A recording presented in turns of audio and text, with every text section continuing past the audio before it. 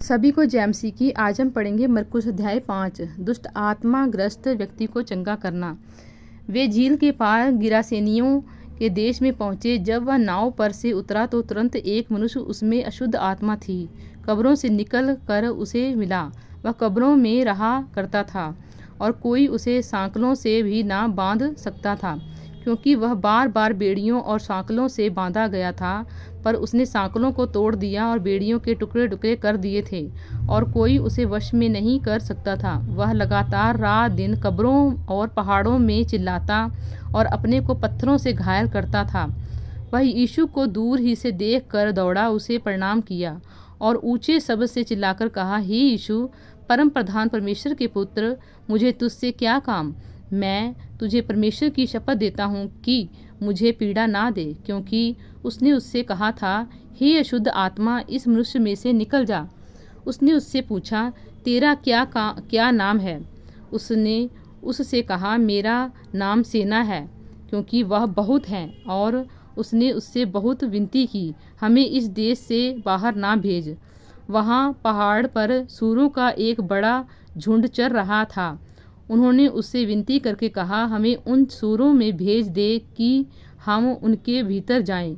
अतः उसने उन्हें आज्ञा दी और अशुद्ध आत्मा निकलकर सूरों के भीतर बैठ गई, और झुंड, जो कोई 2000 का था, कड़ाके पर से झपट कर झील में जा पड़ा और डूब मरा।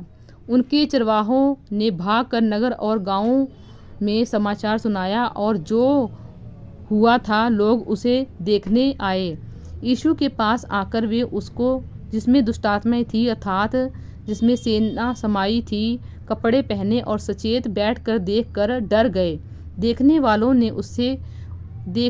ने उसका, जिसमें दुष्टात्माएं थी, और सूरों का पूरा हाल उनको कह सुनाया। तब वे उससे विनती करके कहने लगे कि हमारी सीमा से चला जा। जब वह नाव पर चढ़ने लगा तो वह, जिसमें पहले दुष्टात्माएं थी, उससे विनती करने लगा, मुझे अपने साथ रहने दे। परंतु उसने उसे आज्ञा ना दी और उससे कहा, अपने घर जाकर अपने लोगों को बता कि तुझ पर दया करके प्रभु ने तेरे लिए कैसे बड़े काम किए हैं। वह जाकर दिकापुलिस में इस बात का प्रचार करने लगा कि यीशु ने मेरे लिए कैसे बड़े काम किए, और सब लोग अचंभा करते थे। याईर की मृत्यु पुत्री और एक रोगी स्त्री। जब यीशु फिर नाव से पार गया तो एक बड़ी भीड़ उसके पास इकट्ठी हो गई। वह झील के किनारे ही था कि याईर नामक आराधनालय के सरदार में से एक आया और उसे देखकर उसके पांव पर गिरा और यह कहकर उससे बहुत विनती की, मेरी छोटी बेटी मरने पर है, तू आकर उस पर हाथ रख कि वह चंगी हो कर जीवित रहे। तब वह उसके साथ चला और बड़ी भीड़ उसके पीछे हो ली, यहाँ तक कि लोग उस पर गिरे पड़ते थे। एक स्त्री थी जिसको 12 वर्ष से लहू बहने का रोग था। उसने बहुत वैद्यों से बड़ा दुख उठाया और अपना सब माल व्यय करने पर भी उसे कुछ लाभ ना हुआ, परंतु और भी रोगी हो गई।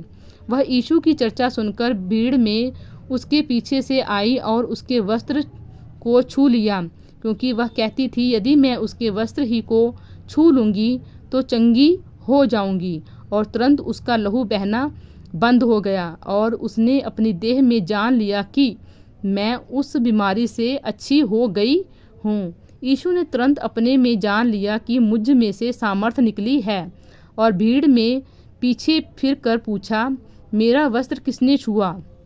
उसके चेलों ने उससे कहा, तू देखता है कि भीड़ तुझ पर गिरी पड़ती है और तू कहता है कि किसने मुझे छुआ?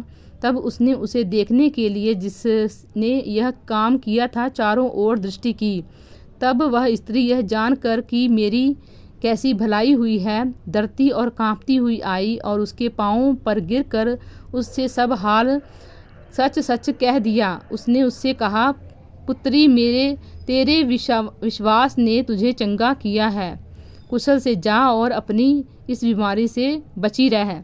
वह यह कह ही रहा था कि आराधनालय के सरदार के घर से लोगों ने आकर कहा, तेरी बेटी तो मर गई, अब गुरु को क्यों दुख देता है?